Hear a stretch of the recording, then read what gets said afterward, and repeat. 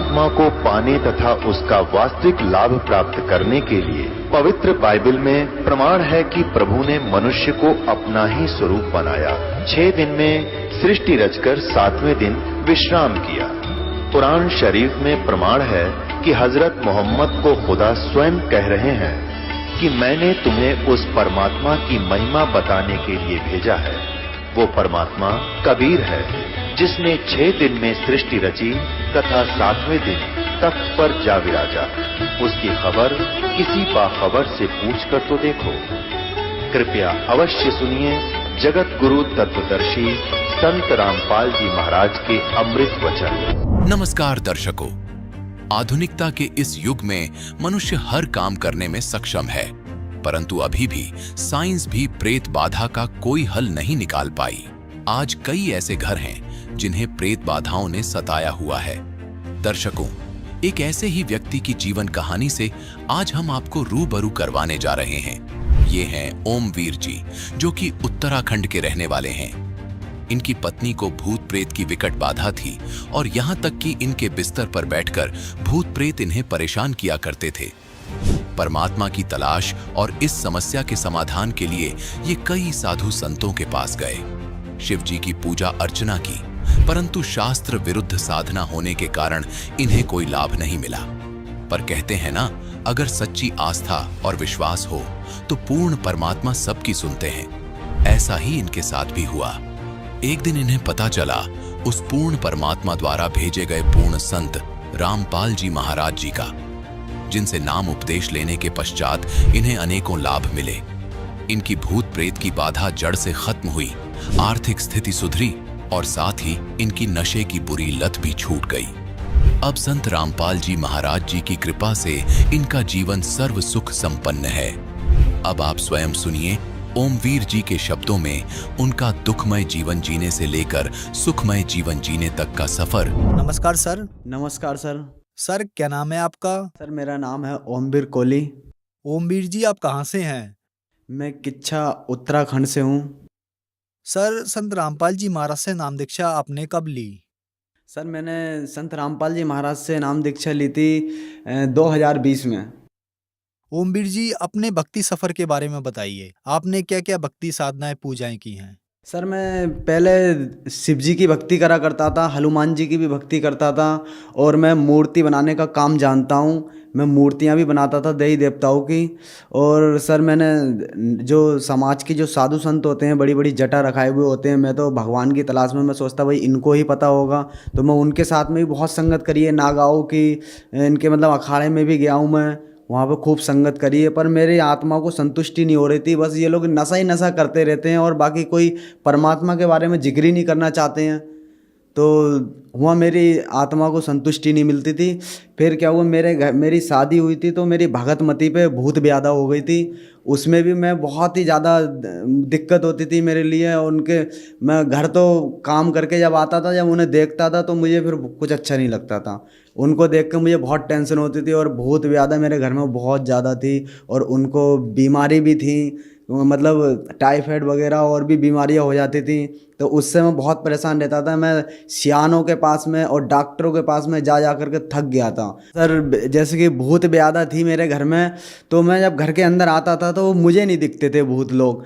वो हमारी घरवाली जो थी उनके लिए सपा बेड पे बैठे हुए वो लोग देखा करते थे और उनके तरफ हंसते थे। उनको कोई कैसा दिखता, कोई कैसा दिखता, वो रो रो करके बताती, मेरे पीछे तो भाग जाती, देखो ये आ रहा मेरे तरफ, कुछ ऐसे कर रहा है, ऐसे कर रहा है। मैं बहुत परेशान था। मैं शिव जी की भक्ति करता था। फिर मैं घर में आने के बाद धूप बत्ती लगाता था और शिव जी से फिर मतलब कहता था कि शिव जी ऐसे ऐसे मेरे घर में ये दिक्कत हो रही है, ये आप दूर करो। पर कुछ नहीं होता था। वो भूत लोग हंसते थे, बोले कौन है, कोई शिव जी नहीं है जे, वो ऐसे ऐसे करते थे।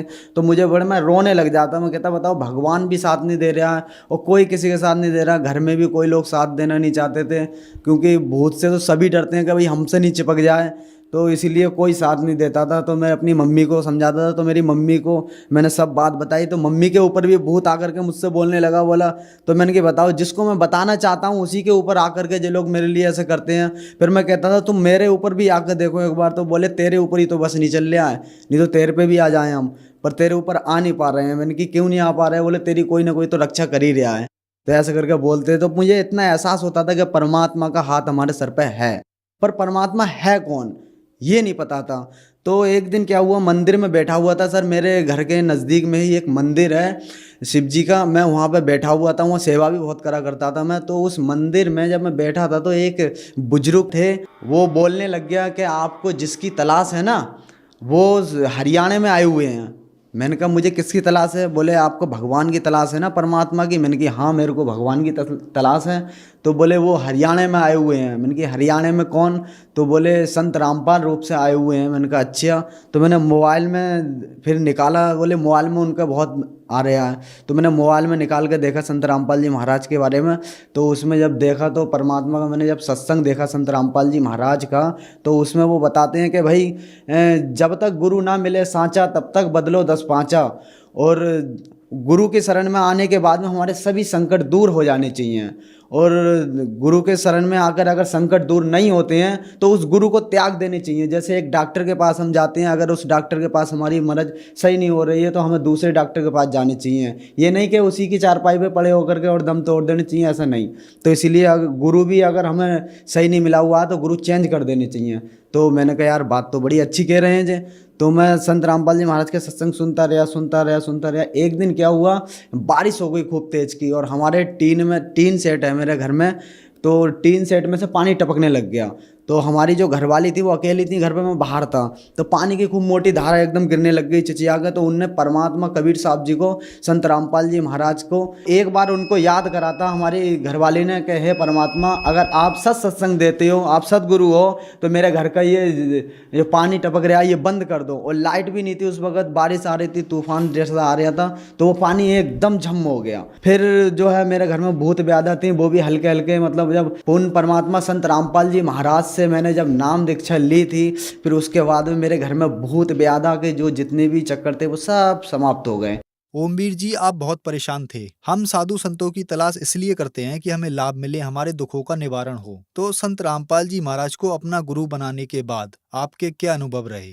हाँ जी, मेरी परेशानियाँ दूर हुई। जैसे कि मैं पहले नाम नहीं लिया था मैंने परमात्मा से, तो मैं बहुत ही दुखी था।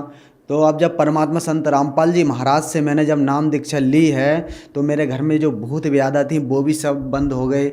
और जो मेरा अस्पताल में बार बार दवाई लेने जाता था, मैं कितना भी कमा लेता था फिर भी दुखी रहता था। जो भी पैसा था मेरा भूत ब्यादा में या फिर डॉक्टरों में चले जाता था।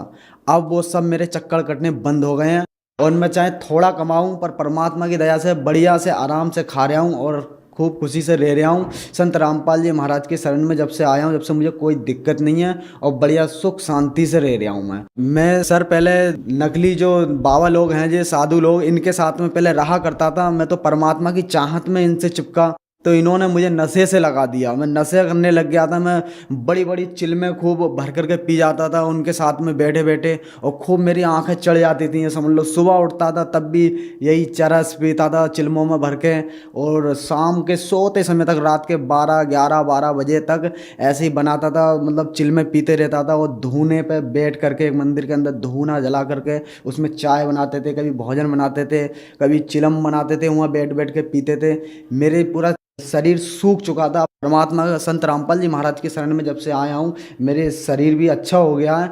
और पहले तो गाल वाल सब पिचक गए थे, और बहुत आंखें मेरी लाल सी हो गई थी, और खूब नशेड़ी मतलब लगता था देखने में बहुत ही। संत रामपाल जी महाराज से जैसे ही मैंने नाम लिया है, मेरे सब नशे छूट गए, और मैं आज सुख का जीवन बिता रहा हूँ। ओमवीर जी, बड़ी विडंबना है। हम साधु संतों की तलाश इसलिए करते हैं कि हमारे दुख परेशानियां दूर हों, हमें लाभ मिले। लेकिन आप जिन भी साधु संतों के पास गए, संत रामपाल जी महाराज को छोड़कर, उन्होंने आपके दुख तो दूर नहीं किए, बल्कि आपको नशे की लत लगा दी। तो जो दर्शक आज आपको टीवी पर देख रहे हैं और उनको भी ऐसा लगता है कि सभी साधु संत एक जैसे होते हैं, तो उनके लिए आप क्या कहना चाहेंगे? सर मैं भक्त समाज के लिए ये कहना चाहता हूँ, सभी संसार के लिए यही कहना चाहता हूँ कि जो नकली साधुओं से और नकली गुरुओं से जो लगे हुए हैं, उनसे दूर हटें और संत रामपाल जी महाराज के ज्ञान को समझें। वो क्या ज्ञान देने जा रहे हैं, सभी शास्त्र हमारे क्या गवाही दे रहे हैं। सभी शास्त्र एक परमात्मा की तरफ उंगल उठा रहे हैं। वो परमात्मा कौन है और वो कहाँ रहता है, इसकी जानकारी सदगुरु संत रामपाल जी महाराज सभी शास्त्रों के अनुसार बढ़िया करके समझा रहे हैं। सभी समाज से मैं यही कहना चाहता हूँ कि सतगुरु संत रामपाल जी महाराज की शरण में आएं और अपना कल्याण कराएं और ये नकलियों के चक्कर में ना पड़ें जो आपको लूट रहे हैं। अगर आपका भी इन पे विश्वास है तो आप इनसे यही पूछो कि भाई परमात्मा कौन है, कहाँ रहता है, तो ये यही कहते हैं कि निराकार है। ओमवीर जी, संत रामपाल जी महाराज से नाम दीक्षा कैसे ली जा सकती है? सर, संत रामपाल जी महाराज से नाम लेने के लिए हम सत्संग देखते हैं इस चैनल पे, उसके नीचे एक पट्टी आती है, उस पर नंबर छपे हुए आते हैं, उस पर नंबर पे कॉल मिलाएं और आश्रम बात करें। वो आपके किसी भी नज़दीकी नाम स्थल केंद्र का नंबर बताएंगे, वहाँ से संपर्क होगा आपका और फिर उस हिसाब से आप नाम ले सकते हैं और सतगुरु संत रामपाल जी महाराज की शरण में आ सकते हैं। धन्यवाद सर। सत साहिब। दर्शकों, अभी आपने सुना संत रामपाल जी महाराज से दीक्षा प्राप्त करके सुखी हुए भक्त के अनुभव। अब देखिए जगत गुरु तत्वदर्शी संत रामपाल जी महाराज के मंगल प्रवचन। अब वो दयालु परमात्मा हमारे लिए भटक रहे हैं, यहाँ आते हैं, अपना ज्ञान कराना चाहते हैं, हमें ये बताना चाहते हैं कि आप यहाँ के वासी नहीं हो, ये लोग ठीक नहीं है,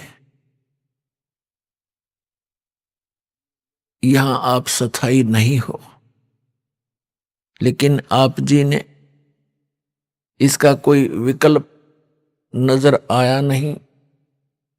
आप जी ने इसी व्यवस्था को अंतिम मानकर, इसी की अपनी मर्यादा बनाकर और यहां जन्मते मरते रहते हो, कष्ट पे कष्ट उठाते रहते हो।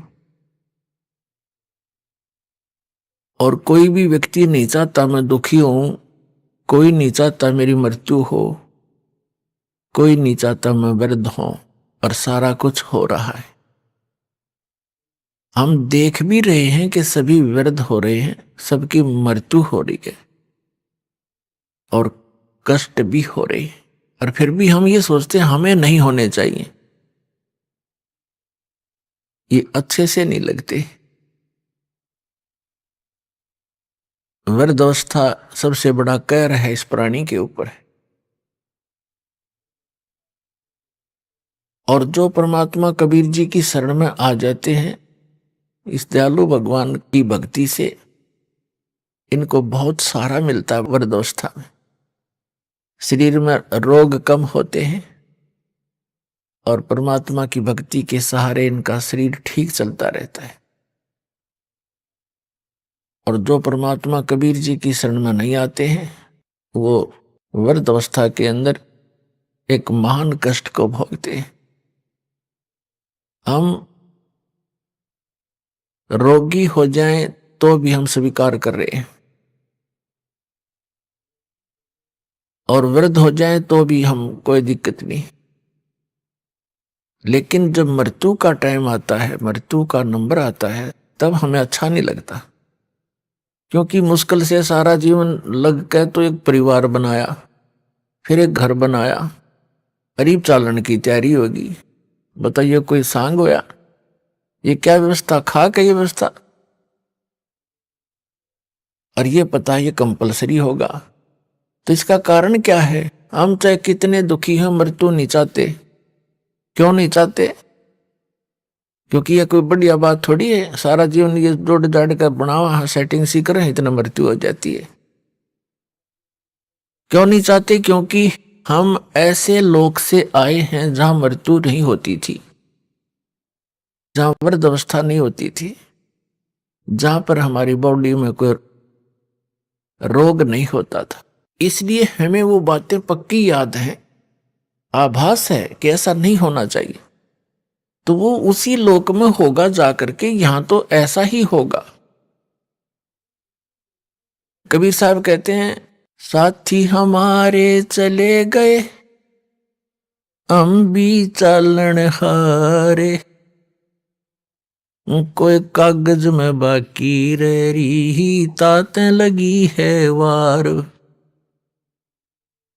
मरने वाले मर गए, शेष बच्चे ये सोचते हैं कि हमारा अभी नंबर नहीं आएगा, हम अभी नहीं मरेंगे। परमात्मा कहते हैं ये तो कोई कागज में शेष रह रही है तुम्हारी आयु, जिस दिन वो कागज पूरा होगा 1 सेकंड ना लागे, जैसे वो गया ऐसे तुम भी जाओगे। एक बार 5 पांडव महाभारत का जिक्र है। वन में 12 वर्ष का वनवास काट रहे थे। उनको प्यास लगी तो उन 5 में से सबसे छोटे ने ऊपर चढ़कर वृक्ष पर इधर उधर देखा। उसको थोड़ी सी दूरी पर एक तालाब नजर आया। तालाब ही वहां पर जल स्रोत होते थे पीने नहाने धोने के उस समय में। तो नकुल सबसे पहले उस तालाब पर जल लेने के लिए पात्र लेकर गया। वहां आकाशवाणी हुई कि पहले मेरे प्रश्नों का उत्तर दे, फिर जल लेना। नकुल ने इधर उधर देखा, कोई दिखाई दिया नहीं। उसने जल भरना चाहा, वो वहीं पर मृत्यु को प्राप्त हो गया। कुछ देर इंतजार करके दूसरा गया। उसने देखा भाई तो मरा पड़ा है, प्यास से मर गया। उसने सोचा जल पानी ले चलता हूं, उन शेष का तो जीवन बचाऊं, वो भी बहुत प्यासे हैं। आकाशवाणी उसी प्रकार हुई कि पहले मेरे प्रश्नों का उत्तर दे, पीछे जल लेना। उसने भी अनदेखा करना चाहा, वो भी मृत्यु को प्राप्त हो गया। ऐसे ऐसे 4 मृत्यु को प्राप्त हो गए। 5वां जब युधिष्ठिर स्वयं गया कि भाई आए नहीं, क्या बात है, देखूं जा करके। उसने देखा सब मृत्यु को प्राप्त है। उसने सोचा ये तो प्यास से मर गए, मरूंगा मैं भी, जल तो पी लूं, ये शोक तो हो ही गया। उसने भी पात्र उठाने की चेष्टा की जल के लिए, तभी आकाशवाणी हुई कि मेरे प्रश्नों का उत्तर दे, बाद में जल लेना, नहीं तो तेरे भाइयों जैसी हालत तेरी हो जाएगी। और यदि तो मेरे प्रश्नों का उत्तर दे देगा, तेरे भाइयों को भी जीवित कर दूंगा। युधिष्ठिर ने कहा कि बोल कौन है तू, कहां दिखाई तो दे नहीं रहा। तो उनमें से एक प्रश्न था कि इस संसार में सबसे बड़ा आश्चर्य क्या है। युधिष्ठिर ने उत्तर दिया, सबसे बड़ा आश्चर्य है कि हम प्रतिदिन सबको मरते देखते हैं, लेकिन अपने मरने की चिंता कभी नहीं करते। तो कहने का भाव यह है पुण्यात्माओं, हम और मर जाओ सारे, पर आप जीवित रहे बस ठीक से। और वो भी तो यही सोच रहे थे, ठीक है फलाना मर गया कोई बात नहीं, उसको ये हो गया था वो हो गया था, अटकलबाजी सी, और चलो। तो पुण्यात्माओं परमात्मा यहां याद दिलाना चाहते हैं, जिस लोक में तुम रह रही हो लोक ठीक नहीं है। अभी तक आपके पास कोई विकल्प नहीं था, आपको पता भी नहीं था कि इसका कोई समाधान भी है। अब तो कति कंप्लीट कोर्स है और पूरा समाधान है और बहुत ही आसान है। ये सबसे आसान काम था और सबसे जटिल बना दिया इन अज्ञानी संतों, महंतों, आचार्यों और शंकराचार्यों, काजी और मुल्लाओं ने, सबके धर्म गुरुओं ने, तत्व ज्ञान से अपरिचित होने के कारण। कोई हट कर रहा है एक पैर पे खड़ा होकर, कोई वैसे खड़ा होकर के, कोई किसी प्रकार कोई कुछ नाम जाप कर रहा है, कोई किसी प्रकार की क्रिया करके अपना मोक्ष मानता है। ये सबसे आसान काम है मोक्ष का, लेकिन हमें मार्ग मिले, सही दिशा ठीक मिल जाए।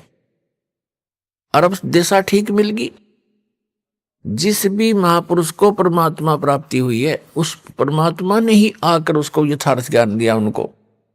उनमें से कौन कौन हैं? आदरणीय धर्मदास साहिब जी, आदरणीय मुलुकदास साहिब जी, आदरणीय नानक देव साहिब जी, आदरणीय दादू दास साहिब जी, आदरणीय गरीबदास साहिब जी, गांव छुड़ानी, जिला झज्जर वाले, आदरणीय गीसा दास साहिब जी, गांव खेखड़ा, जिला मेरठ, उत्तर प्रदेश वाले। ये महापुरुष हैं जिनको भगवान स्वयं आकर मिले और उस स्थान पर ले गए जहां वो सुख इस जीव को हो सकता है। और वहां अन्य जो प्राणी हैं, पहले के भक्त हैं, वहां वो कितने सुखी हैं। वहां कभी वृद्धावस्था नहीं होती, कभी मरते नहीं, किसी चीज का अभाव नहीं, ऐसा सुंदर शरीर है उनका, उसमें कोई रोग नहीं। तो वो परमात्मा ने अपने गवाह बनाकर वापस छोड़े। इनके अतिरिक्त और किसी को भगवान नहीं मिला, जिस कारण से उनका विधान, उनके सिद्धांत, उनके अनुभव की जो वाणी है वो इन संतों से नहीं मेल खाती। तो इससे सिद्ध है कि इनके अतिरिक्त अन्य किसी को भगवान नहीं मिला। नहीं तो निराकार बताते परमात्मा को, किसी से पूछ लो सब निराकार बताते। और जो साकार बताते हैं कि संसार साकार है, भगवान ही है, या मनुष्य जो उनके गुरु हैं अपने पते, गुरु ही परमात्मा है, यही साकार है और वैसे निराकार है। तो ये उवा बाई का ज्ञान तब तक बोलता है इंसान जब तक उसको यथार्थ मार्ग और यथार्थ ज्ञान और सही अनुभव नहीं होता। तो उन महापुरुषों ने कैसे भक्ति की, कौन से मंत्र की?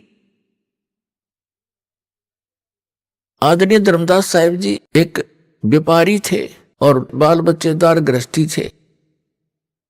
भक्ति करी, साधारण सा मंत्र है, सिंपल वे से इसकी साधना करनी है, बिल्कुल साधारण सी भक्ति है। चलते फिरते, उठते बैठते, काम करते करते, जब भी पहले मानसिक कार्य नहीं होते थे, आजकल तो जैसे कार्यालयों में काम करते हैं, मानसिक कार्य ज्यादा बढ़ा दिए काल ने। शारीरिक कार्य होते थे, कोई भी था, कपड़ा बनता था, कोई जूते बनाता था, और कोई हल जोतता था, कोई मजदूरी करता था। तो ये सब शारीरिक कार्य ज्यादा होते हैं। तो उसमें चलते फिरते, उठते बैठते उस परमात्मा का नाम का सिमरन करना है बस। नाम उठत नाम बैठत नाम सोवत जागबे, नाम खाते नाम पीते नाम सेती लागबे। और किसी भी सदग्रंथ ने उठाकर देख ले, जो सदग्रंथ है उन्होंने यही समर्थन दिया है कि परमात्मा का नाम काम करते करते अपना कर्म योगी बनकर भक्ति करे। और काम छोड़कर बैठ गया तो तेरा निर्वाह कैसे होगा, गीता में यहां तक कहा है। तो अब वो मार्ग आपको मिल गया है, इसको स्वीकार करो और कल्याण करा लो, बहुत आसानी से बनेगी बात। अब क्या बताते हैं, परमात्मा के साथी हमारे चले गए, हम भी चालन हार, कोई कागज में बाकी रह रही, तातें लगी है वार। पतझड़ आवत देख कर बन रोवे मन माही, ये ऊंची टहनी पात थे अब पीले हो जाई। पात झड़नता ये कहे सुन भई तरवर राय, अब के बिछुड़े नहीं मिले ना जाने कहां गिरेंगे जाए। तरवर कहता पात से सुनो पात एक बात, यहां की यह रीति है, एक आवत एक जात। परमेश्वर कबीर जी ने अपनी प्यारी आत्माओं को तत्व ज्ञान समझाने के लिए भिन्न भिन्न प्रकार के फार्मूले अप्लाई किए हैं कि ना जाने किसके कौन सी बात चुभ जा और जीवन बदल जाए उसका। अब जैसे कुएं में बाल्टी गिर जाती है, गांव में तकरीबन कुएं अब भी विद्यमान है, पहले सभी जगह कुएं ही हुआ करते थे, ये हैंडपंप वगैरह यंत्र नहीं थे।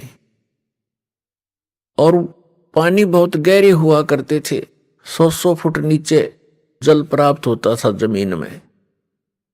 उसकी निकालने के लिए एक पात्र बाल्टी होती थी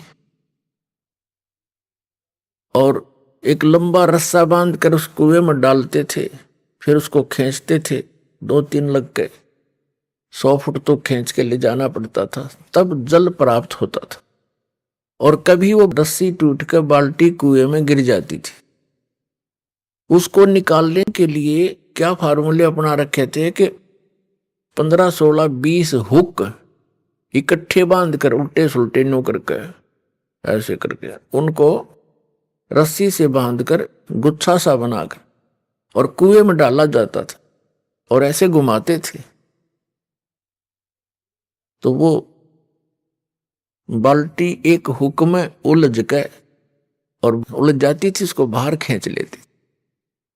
वैसे तो एक हुक भी पर्याप्त था उसको निकालने के लिए, लेकिन ज्यादा इसलिए डाले जाते हैं कि एक तो इधर उधर घूम जावे, ना लगे उसके कितने फटना हुआ, उड़ जाए नहीं। और 20-22 ऐसे डाल दिए, कोई से मत उड़ जाएगी वह। तो पुण्यात्माओं उलझीर वो बाहर आई। तो यहां हम काल के कुएं में पड़े हैं। परमात्मा ने इतना ज्ञान बोला है, ऐसे वचन बोले हैं, ना जाने किस आत्मा को और कौन सा वचन खटक गया, उसी से उद्धार हो गया। उलझ गया उसमें, वो उलझ गया तो निकल गया। तो क्या बताते हैं, जब पतझड़ आती है, बसंत ऋतु प्रारंभ होती है, कहते हैं सभी वृक्षों के पत्ते पीले हो होकर गिर जाते हैं। तो उस समय ये का वर्णन बताते हैं, हमारे ऊपर लागू करके बताते हैं कि जैसे बालक है छोटा सा, युवा हुआ, फिर वृद्ध हो गया, सफेद बाल हो गए। तो सफेद बाल हो गए तो इन्हों सोच ले भी टिकट कटने वाली है, कद्दे कट जाए, ये पहचान है, और हम फिर भी परवाह नहीं करते। परमात्मा कहते हैं कि वो पतझड़ आवत देख के और बन रोए मन माही, ऊंची टहनी पात थे वे अब पीले हो जाएं, नीचे गिर लग रहे पीले होकर। तो फिर क्या बताते हैं, पात जड़नता ये कहे सुन भई तरवर राय, अब के बिछड़े नहीं मिले ना जाने कहां गिरेंगे जाए। एक पत्ता टूटता हुआ मानो ये कह रहा हो कि हे तरवर राज, हे वृक्ष राजा, अब हम तेरे से बिछुड़ रहे हैं, ना जाने कहां गिरेंगे, किसी पशु के पैर के नीचे कटेंगे या गंदे नाले में पड़कर सड़ेंगे, ना जाने कहां गिरेंगे। अब तरवर जैसे वृक्ष कह रहा हो उस पत्ते को, तरवर कहता पात से सुनो पात एक बात, यहां की यह है रीति है, एक आवत एक जात।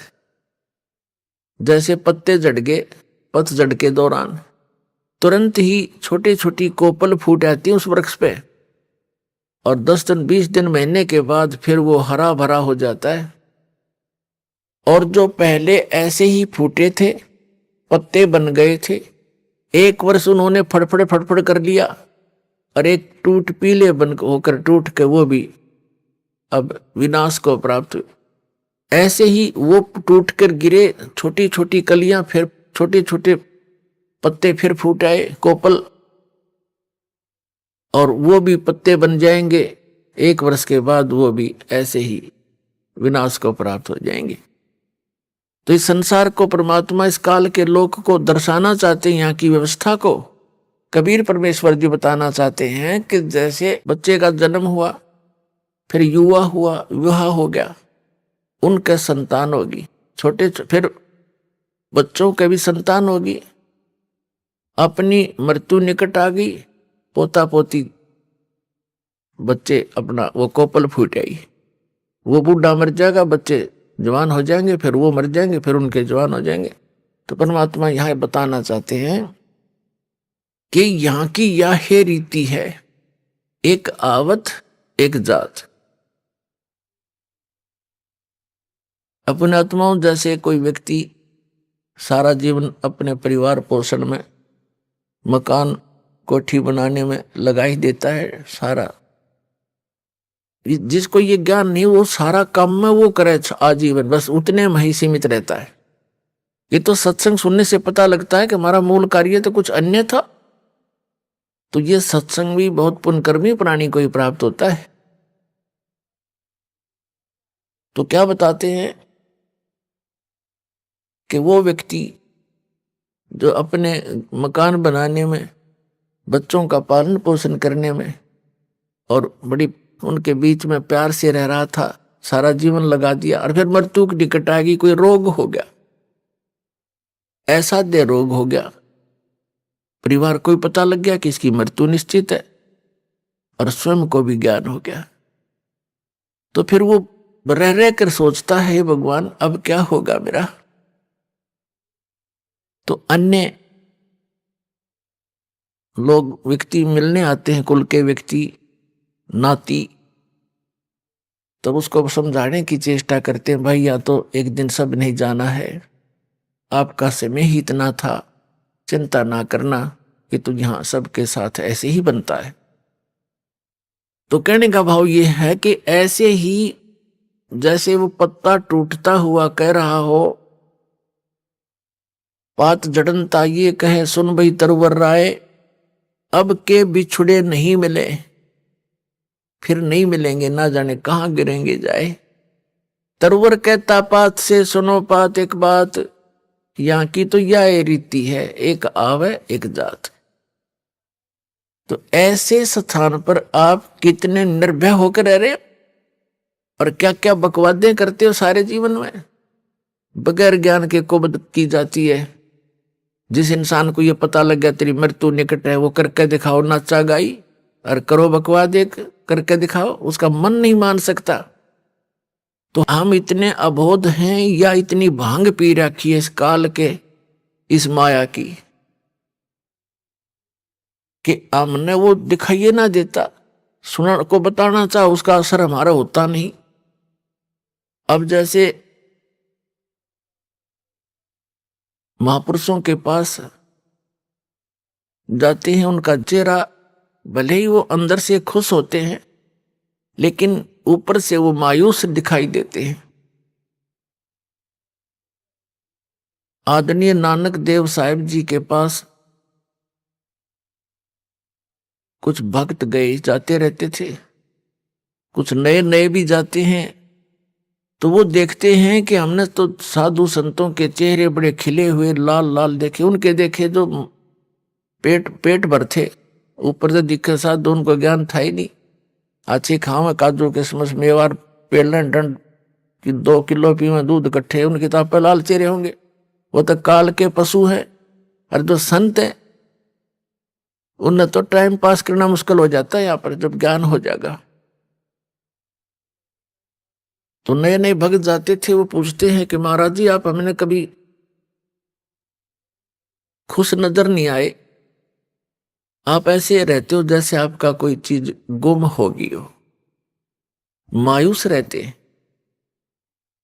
तो नानक जी ने कहा कि ना जाने काल की कर डारे और किस विध ढल जा पासावे, और जिन्हां ते सरते मौत खुड़क दी उन्हां नू केड़ा हासा। कहा करते महात्मा कि तुमने ज्ञान कौन बालको, हमें अपनी मौत दिखाई देती है। 1 मिनट में 1 सेकंड में ना जाने काल के बिजली गिर देर किस क्षेत्र में डाल दे। सामने ठीक ठाक सोए थे, उड़ीसा में एक बार साइक्लोन आया था, ये बहुत जबरदस्त, पानी समुद्र का जल हवा के वेग से 30-40 फुट ऊंचा उठकर अरे से चल पड़ता, फुल स्पीड से 200 किलोमीटर प्रति घंटा की स्पीड से, और वो इतना प्रेशर से चलता है, जिस क्षेत्र में से गुजरता है उनके मकान मुकोन सबको तहस नहस कर, और जो जितने भी उसके अंदर होते हैं सभी पानी में डूबकर मर जाते हैं, उनको कहीं इधर उधर जाने का समय नहीं मिलता। और वो सभी इसी तरह लगे हुए थे जैसे शेष बचे हुए लग रहे हैं, ये कर दूंगा वो कर दूंगा फलाना कर दूंगा, उस पर ऐसे कर दूंगा, ये कोठी बनाऊंगा।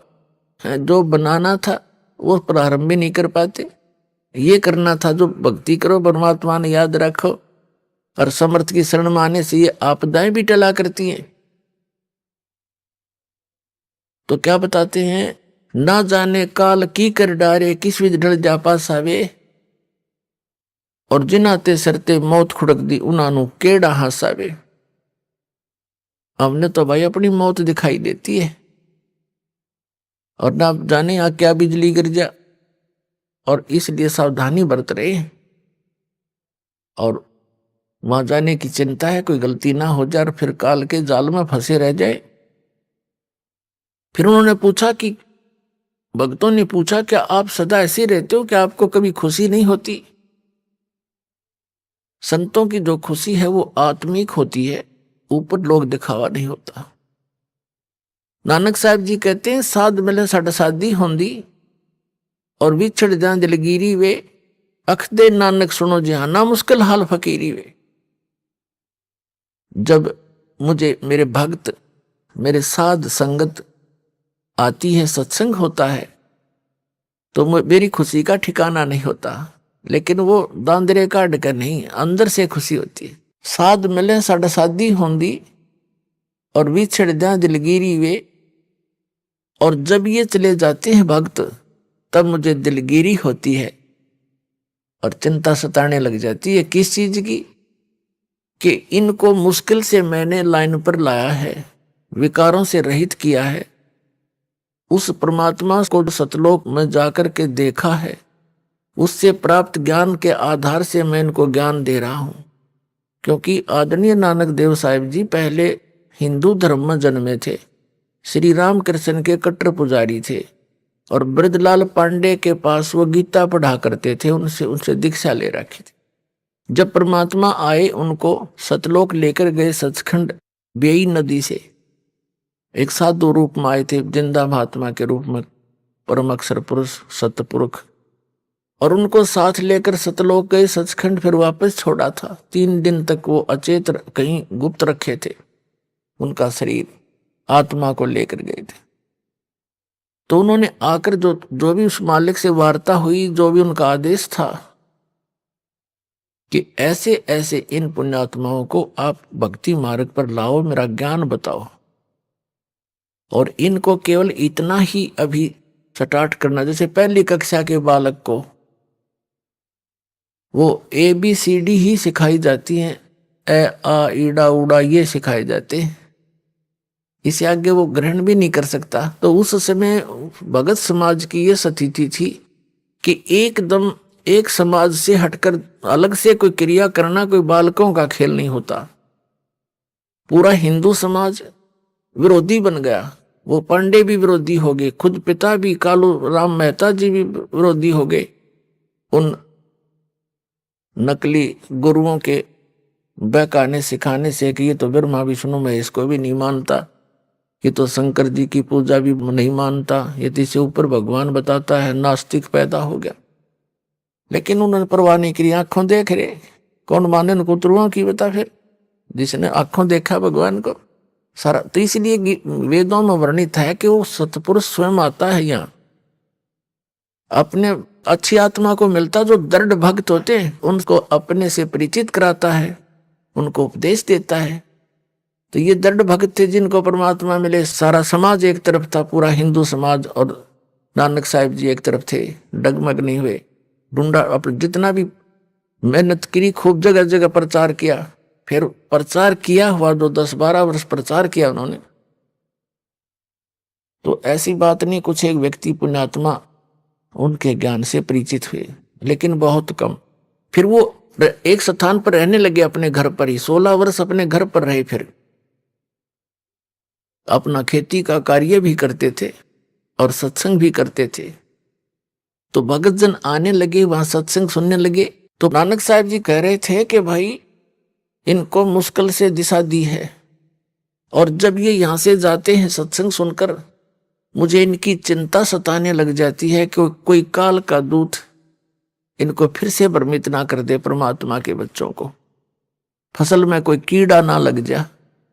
और जब ये वापस आ जाते हैं एज इट इज अगले सत्संग में, तो मेरी खुशी का ठिकाना नहीं रहता कि मेरी फसल, परमात्मा का बाग सुरक्षित है। साध मिले साड़ी साधी होंदी, विछड़ जा दिलगिरी वे, अख दे नानक सुनो जिहाना मुश्किल हाल फकीरी वे। कि यह भक्ति बड़ी मुश्किल बना दी, क्योंकि सत्य ज्ञान देने वाला एक, मिसगाइड करने वाले अनेक। तो एक उस समय एक की बात को स्वीकार करना हंसी खेल नहीं होता। वहां से जाते ही कोई कुछ कह रहा है, कोई कुछ कह रहा है, वाह भाई वाह, तुम कहाँ से ले आए कबीर भगवान, तुम कहाँ से ले आए ये ज्ञान, ये नाम। तो इसलिए रह रह कर सत्संग में आने से दृढ़ हो जाते हैं, प्रमाणों से परिचित हो जाते हैं, तो फिर वो भक्त सॉलिड हो जाते हैं, डगमग नहीं होते। तो इसलिए भय नहीं मानते अन्यों को मरते हुए देखकर भी, क्योंकि हमें तत्व ज्ञान नहीं, हम बालक जैसे हैं। 10 बच्चे हों छोटे छोटे और खेल रहे हो, साथ में गड्ढा हो, 10 के 10 गिर जाएंगे उसमें। एक गिर गया, दूसरा भी खेलता खेलता, तीसरा भी, क्योंकि उनको पता है नहीं ये मर रहे हैं, तू बच जा। उनकी इतनी बुद्धि काम करती ही नहीं। तो आज जब तक आपको ये तत्व ज्ञान नहीं होगा, आप उस अतिथि के बच्चे हैं। अब इस ज्ञान से आपकी बुद्धि विकसित होगी, फिर डर लगेगा, डर लगेगा तो उसका समाधान भी होगा। तो इसी प्रकार परमात्मा हमें ये ज्ञान कराना चाहते थे कि तुम इस झूठे सुख को सुख कहे, ये मान रहा बनमोद, ये सकल चबीना काल का, कुछ मुख में कुछ गोद। इस झूठे सुख को सुख मान बैठे तुमने सुख का तो आभास भी नहीं है। चाहे सारी पृथ्वी का प्रधानमंत्री बन जाए, सारी पृथ्वी का राष्ट्रपति राजा बन जाए, और उसको भी सुख नहीं हो सकता। सुख है ही नहीं। यहाँ पर हमने देख लिया उसको, राजा है, मंत्री है, मुख्यमंत्री है, झंडी वाली कार है, और बड़ी शोभा है इस व्यक्ति की। उसके अंदर जाकर देखो 36 टेंशन लिए फिरता है सारा दिन। सुख है उसको? यहाँ सुख है ही नहीं। सुख होगा कैसे? नमक के बोरे में और बूरा का, खांड का, चीनी का टेस्ट कोई खोज रहा है तो खोजता रहे, उसमें है नहीं वो टेस्ट। तो सतलोक तो बूरा का बोरा समझ लो, और ये काल का लोक मिलता जुलता उसी के उस वैसा ही है, डुप्लीकेट कॉपी कर रखी है। जैसे एक नमक हो कूटा हुआ, हर एक में बूरा भर रखी हो, बर्तन में, कटोरे में, एक जैसी लगे हैं, पर टेस्ट से पता लगेगा बूरा कौन सी और नमक कौन सा है। तो ये ऐसा है, ये तो नमक है, हम इसको बूरा मान रहे हैं। कहते हैं बूरा जान चाटत है रेही। यहाँ के जितने भी सुख हैं स्वर्ग महास्वर्ग तक के, ये तो रेही चाटना है। रेही माने जैसे जिस जमीन के ऊपर सफेद सफेद फफूंदी सी हो जाती है, उसको रेही बोलते हैं हमारी देसी लैंग्वेज में। तो उसका टेस्ट जीभ पर के देखो, नमक से ही बुरा। तो परमात्मा कहते हैं और बुरा चख के देखो, फिर बुरा जान चाटत है रेही। ये इस सुख को सुख मान रहे, ये तो उस परमात्मा सतलोक के सुख के तुलना में बुरा और रेही यानी नमक समझो, इतना अंतर है। तो क्या बताते हैं परमात्मा कि तुम्हें अब बालक हो, डर नहीं लगता मृत्यु से। तुम ये सोच रहे हो नहीं, आदमी 100 वर्ष तो जीवित रहता ही है व्यक्ति, और जो यही आशा लेकर जी रहा था 20 वर्ष का मर गया, कोई 30 का मर गया, कोई 5 वर्ष का मर गया, उसको तो हम इत्तेफाक मानते हैं। तो वो इत्तेफाक क्या आप पर लागू नहीं हो सकता? वहां बुद्धि काम करती नहीं, क्योंकि हम अबोध बालक हैं। तो उसके लिए इस ज्ञान की आवश्यकता पड़ती है। फिर आपकी रुचि न्यारी बनेगी समाज से, और आपका रह रहकर सत्संग में आने को दिल करेगा। जब आपकी रुचि संसारिक बकवादों से हटकर बीड़ी, शराब, मांस, तमाकू, नाचा गाना, बेमतलब की चोरी, हेरा फेरी, जारी और रिश्वतखोरी, इनसे हटकर आप सही लाइन पर आओगे, तो अन्य व्यक्तियों को फिर अच्छे से नहीं लगोगे, न्यों कहेंगे मूर्ख हो गया। तो जब कोई विभाग में कार्यरत व्यक्ति है और वो अपनी बुराई छोड़ देता है, रिश्वत लेना भी त्याग देता है, तो अन्य उसके साथी जो पहले जिस रंग में वो रंगा हुआ था उसी में वो तो अभी है। वो मजाक बनाते हैं, बुद्धि भ्रष्ट होगी इसकी, ये रिश्वत भी ना लेता, शराब भी छोड़ दी, बीड़ी भी ना पीता, तीसरे दिन सत्संग में जा है, मूर्ख है। तो परमात्मा कहते हैं जो भगवान के ज्ञान से अपरिचित हैं उनको तो हम मूर्ख दिखे, और हमने वह कति मूर्ख दिखे। वो किस आशा को लेकर जी रहे हैं? बिन उपदेश अचंभ है क्यों जीवत है प्राण, और भक्ति बिना कहाँ ठोर है ये नर नाही पाषाण। भक्तों की दृष्टिकोण तो ये बन जाता है कि बिन उपदेश अचंभ है, जो जिन्होंने नाम नहीं ले रखा, ज्ञान नहीं सुन रखा, अचंभ है, आश्चर्य है। वो क्यों जीवित हैं, किस लिए जी रहे हैं, वो क्या आशा लिए बैठे हैं। और भक्ति बिना कहाँ ठोर है, ये नर नहीं, ये तो पत्थर है। अब फिर क्या बताते हैं कि संत भक्त जब इस बात से परिचित हो जाते हैं, परमात्मा के ज्ञान पर दृढ़ हो जाते हैं, वो संसार की दृष्टि में मूर्ख दिखाई देते हैं। उनके विषय में परमेश्वर क्या बताते हैं? अकल अलूने दीखते, ये सर्व अकल के मूल, सदा रटे हरि नाम को ये झूले अनहद झूल। संसार को जो ये अकल अलूने दिखते हैं, अकल अलूने माने बिना अकल के आदमी, और ये तो सर्व अकल के मूल, ये सभी बुद्धि के, अकल के, ज्ञान की जड़ है इनके पास। इन्हें सब कुछ जान लिया, और लोग इसने अकल अलूने के हैं, बिना अकल के सत्संग में जाते हैं, पैसा बर्बाद करते हैं, काम छोड़ देते हैं, हर दो सारा दिन वही घर पे रहते हैं, सारा कुछ, सारा जीवन उसी पर लगा देते हैं। एक झटका लगते ही 50,000 की हानि हो जाती है, कोई भैंस मर जाती है, फसल नष्ट हो जाती है, कोई बच्चा बीमार हो जाता है, वो गया सारा कमाया। और हम परमात्मा की शरण में आएंगे, ये घटनाएं बचेंगी हमारी, तो हमें तो लाभ हो यार, परमात्मा मिलेगा, वो अलग से लाभ हमारे को। तो कहने का भाव ये है कि वो वहां पर रहते हैं और तो भी हानि हो जाती है, और परमात्मा की शरण में जो आते हैं, सच्चे दिल से चलते हैं, उनके वारे न्यारे होया करें। जब भक्ताएं कहानी होगी तो फिर भक्ति कौन करेगा?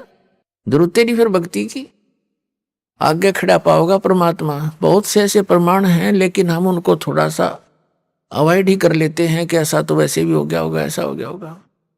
एक भक्त बता रहा था जी, उधर से तो सत्संग का समय आ गया और खेत में सिंचाई भी करनी अनिवार्य थी, तो मैंने सोचा चल देखी जागी, बच्चों को कहा अभी देख लियो, टाइम मिले तो तुम अपना काम संभाल लेना। मैं यहां सत्संग में आ गया, और जिस दिन मैं सत्संग में आया उसी दिन नहर से पानी लगाना था, वह नहर बंद होगी, किसी कारण से किताब ब्रीच होगी उसमें, जिस कारण से वह बंद होगी, कुछ भी कारण बना।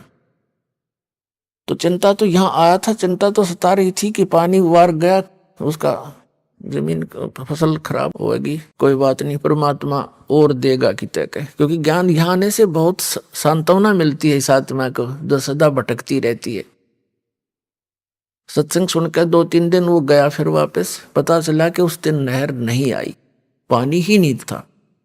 और 4 दिन के बाद फिर आ गई, और उसी के वार में आ गई, वो फिर पड़ गया 4 दिन के बाद। तो ये चाहे इत्तेफाक हो, और उसका दृढ़ पक्का विश्वास हो गया कि सचमुच भगवान जो चाहे सो करते। तो इस तरह की घटना हमारा गेल घटा करेंगी, क्योंकि भगवान ऐसा ही काम करता है। अपने जन के लिए कहते 100 साल सिद्धर मैं करूं अपने जन के काज, एक मेरे ऊपर विश्वास तो करके देखो।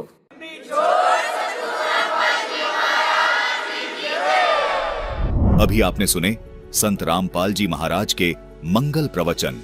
आइए अब सुनते हैं संत रामपाल जी महाराज से नाम दीक्षा लेकर सतभक्ति करके अद्भुत लाभ प्राप्त करने वाले अनुयायियों के विचार।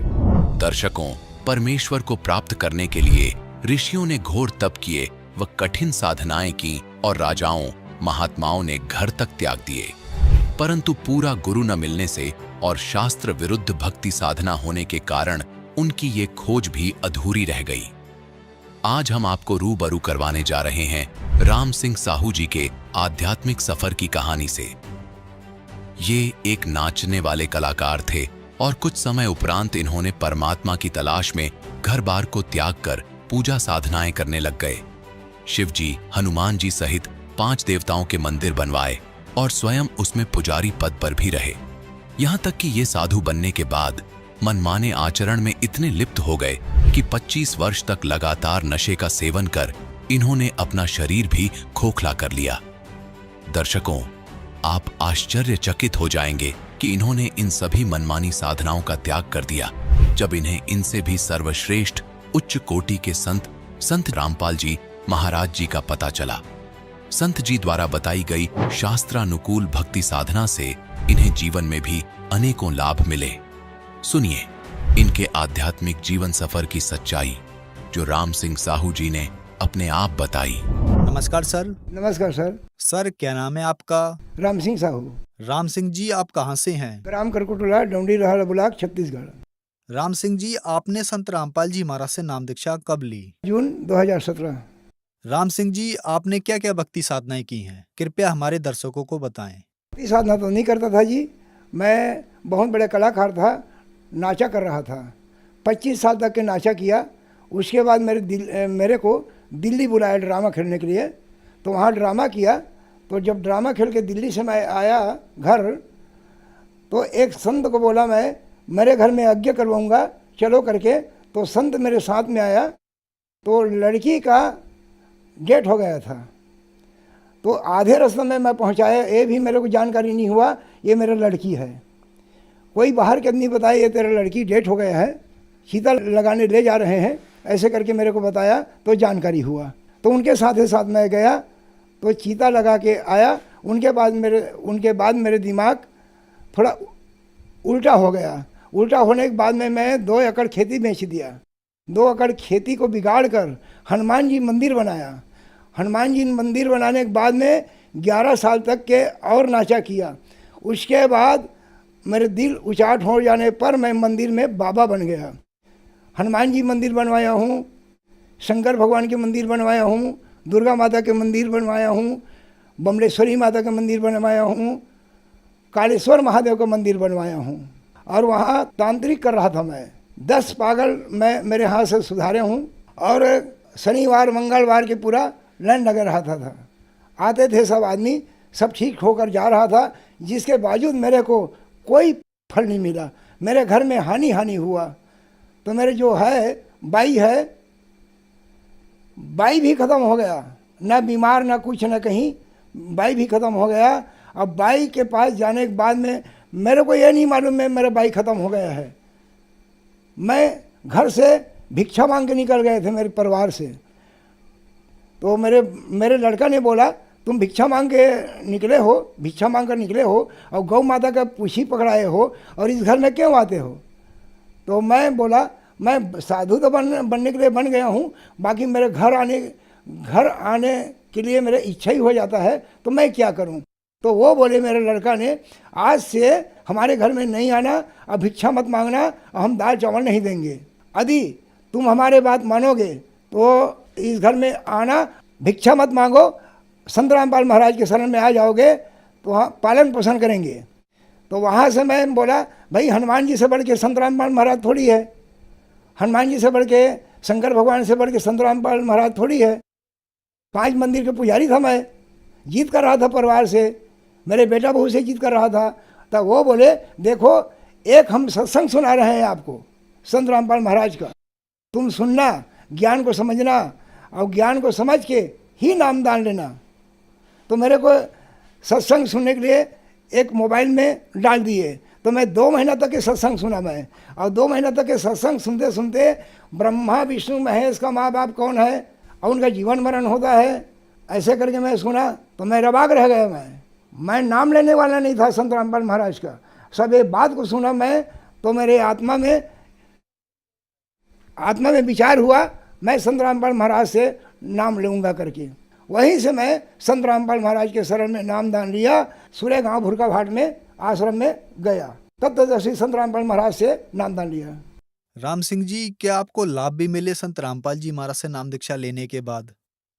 लाभ तो बहुत मिला है जी। तत्वदर्शी संत महाराज के शरण में गया मैंने, तब जानकारी हुआ ये नशा नहीं करना है। मैं जब पहले जगत में था तो शराब एक दिन में 3 बाटल 4 बाटल पी गया था, और जब साधु बनने के बाद में एक दिन में 30 चिलम गांजा पी रहा था।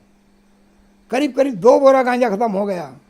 सर जी, ये मेरा फोटो है जो बाबा मैं बना था।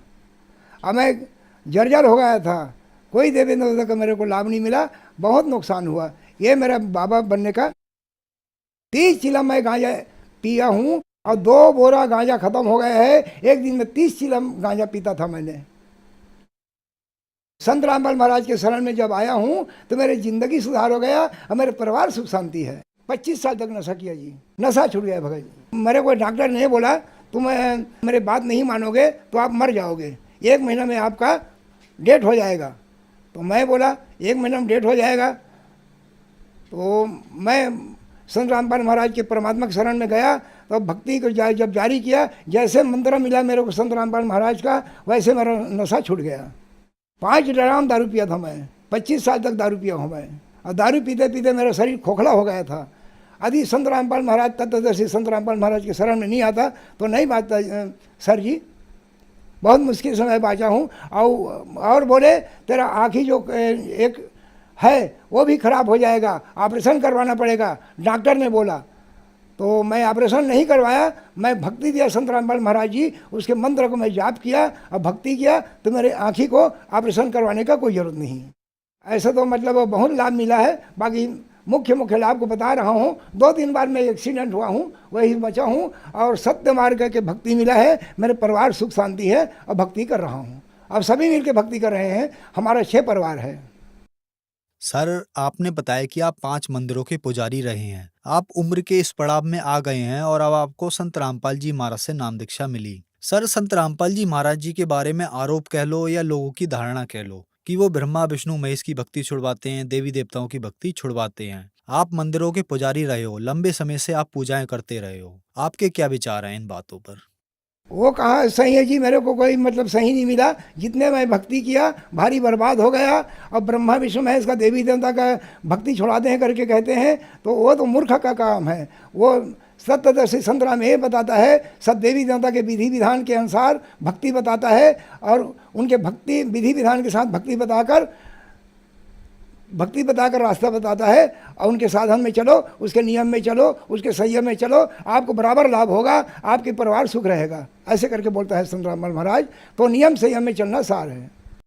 सर, आप बहुत ज्यादा नशा करते थे, आप पहले बहुत पूजाएं भी करते थे, आप मंदिर के पुजारी भी थे, तो वहां आपने पूरी कोशिश की, आपका नशा नहीं छूट पाया, और संत रामपाल जी महाराज से नाम दीक्षा लेने के बाद आपका नशा छूट गया। सर, ऐसा कैसे हुआ?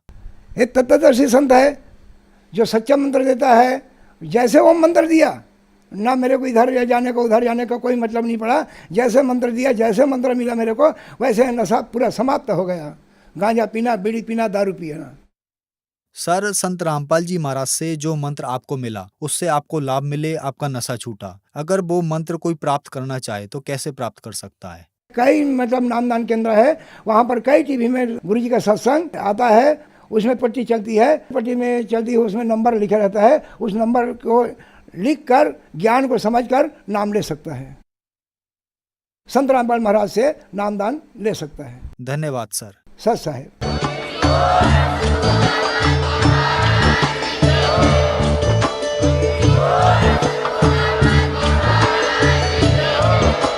आप सुन रहे थे जगत गुरु तत्वदर्शी संत रामपाल जी महाराज जी के मंगल प्रवचन। अधिक जानकारी के लिए